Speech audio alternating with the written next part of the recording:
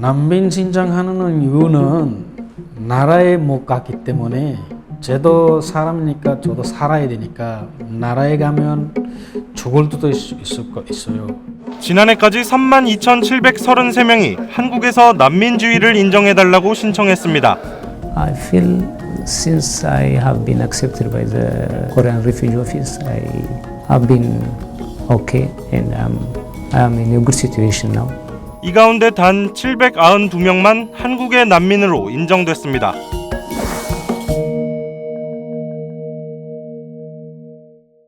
한국이 난민 신청을 받기 시작한 건 1994년입니다.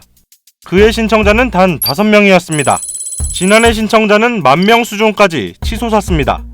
지난 24년간 난민 신청자 가운데 난민으로 인정받은 사람은 단 4.1%, 세계 190개국의 평균 난민 인정률은 29.9%, 한국에서 난민 되기는 하늘의 별 따기라는 말이 나오는 이유입니다. When I was in Ethiopia, when I was in my birthplace, I was imprisoned. And then when I came to the capital city, I was again imprisoned due to my political activities.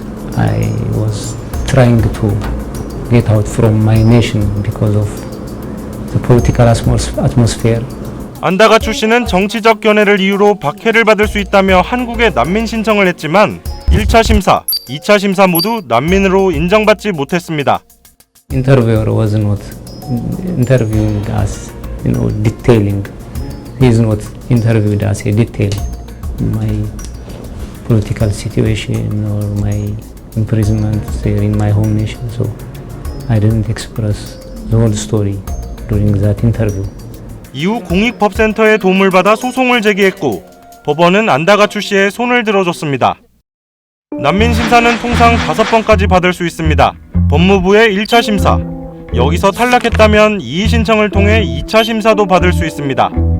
여기서도 떨어졌다면 소송을 제기해 법원에서 1심, 2심, 3심, 3번의 판단을 또 구할 수 있습니다. 한국 난민 인정자 792명 가운데 1차 심사에서 바로 통과한 사람은 549명, 2차 심사에서 인정된 사람은 151명, 소송까지 가서 난민이 된 사람은 92명입니다. 안다가추 씨도 2번의 심사와 2번의 재판을 거친 끝에 난민으로 인정받았습니다. 6차례나 떨어진 난민 신청자도 있습니다. 안녕하세요. 옷 갈아입으셨네요. 방글라데시에서 왔는데요. 그런데 우리 줌마 민족에서 왔는데요. 저는 2008년에 한국에 왔는데 아직 난민을 안 받았어요. 방글라데시의 소수민족인 줌머족은 국교인 이슬람 대신 불교를 믿는다는 이유 등으로 탄압받아 상당수가 모국을 떠났습니다. 하지만 차크마 씨는 본국에서 위협받는다는 걸 믿을 수 없다는 이유로 난민으로 인정받지 못하고 있습니다. 첫 번째는 서울 난민 쪽에서 신청했는데 거기서 2번 떨어가지고 다시 법원으로 신청했는데 거기도 떨어졌어요. 거기 떨어져가지고 다시 난민 사무실 가서 다시 신청을 해놨어요. 다시 신청을 했는데 이번 달 15일 날 효가 나가지고 이번에도 떨어졌어요. 고향에 가고 싶어도 갈 수 없다는 차크마 씨는 7번째 난민 심사를 준비 중입니다.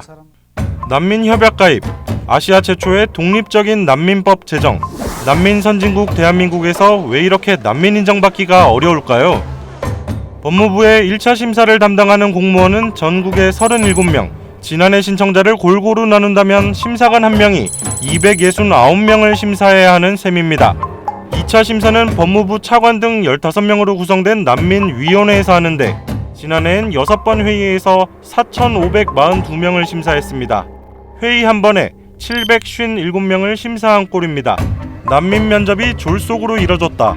면접 조서에 신청자의 불리한 진술만 적혀있다. 위험 인물을 제대로 걸러낼 수 있겠느냐. 심사 과정에 대한 지적이 계속 나오는 이유입니다. 일단은 심사관의 수가 너무 부족하다는 것, 조사의 어떤 질과 양이 담보되지 못한다는 것, 그리고 2번째는 통역, 훈련되지 못한 통역인들 통역함으로써 생기는 문제들이 있다고 생각합니다. 난민법 폐지 등을 요구하는 청와대 청원 참여자가 60만 명을 넘어섰습니다. 이제 난민 문제는 한국에서도 난제로 떠올랐습니다. 사회적 합의를 만들기 위해선 우선 한국의 난민 심사는 어떤 문제를 안고 있는지 따져봐야 합니다.